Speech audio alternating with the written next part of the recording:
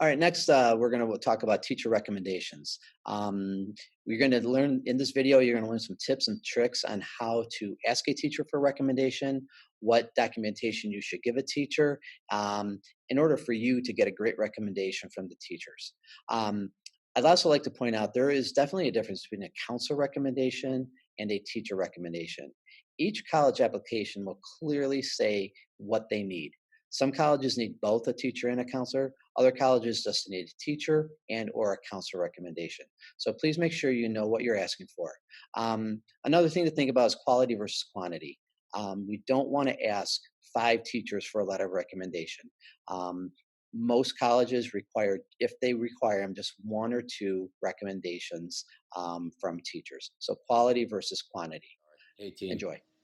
it's Jeff Grybash here.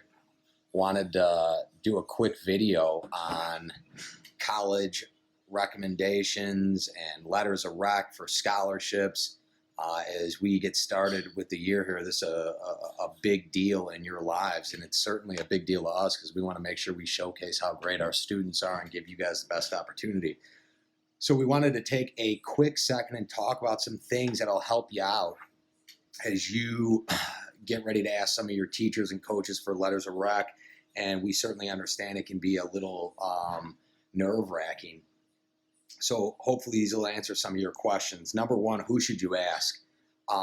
Preferably, you should ask an academic teacher if it's for an academic institution.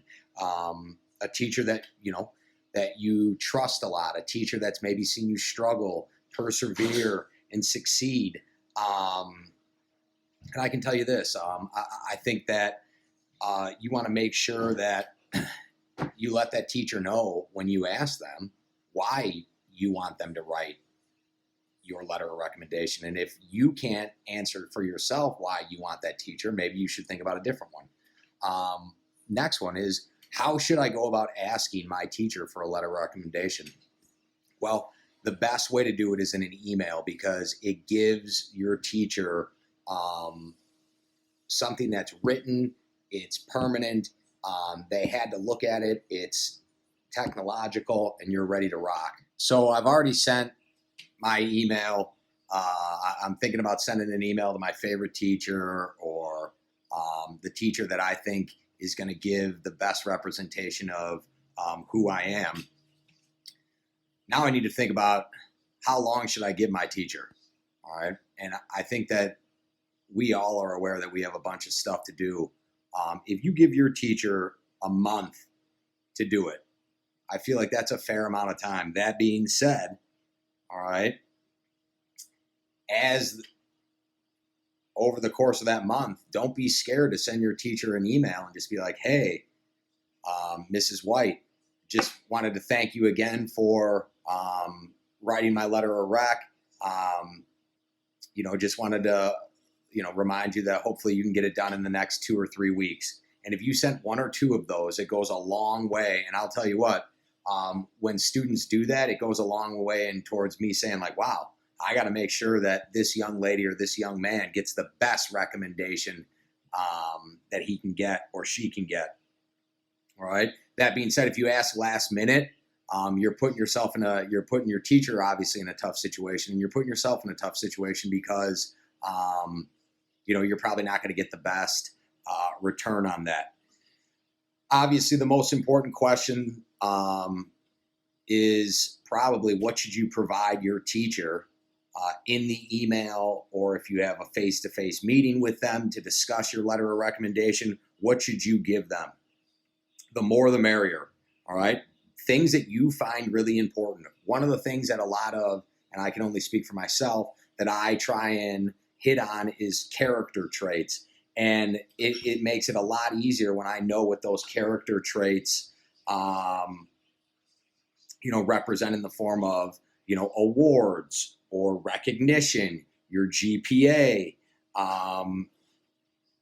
your athletic participation, any of those things, your volunteer work, where you work, things that interest you. Are you in Boy Scouts, whatever? Those things go a long way. All right. And so include all of those, put them in an email, let me look at them. I'll marinate over them. And then your teachers are going to do a bang up job of making sure you get a great letter of rec. Lastly, all right, after you've sent your reminders and after you've done all those things and you get your letter of recommendation, what's next? This is like one thing that means so much to me. And I know it means a lot to teachers. It's just like a simple email saying, hey, thank you for taking the time to write my letter of recommendation. I don't think any teacher needs more than that. We want the best for you guys, and that email goes a long way.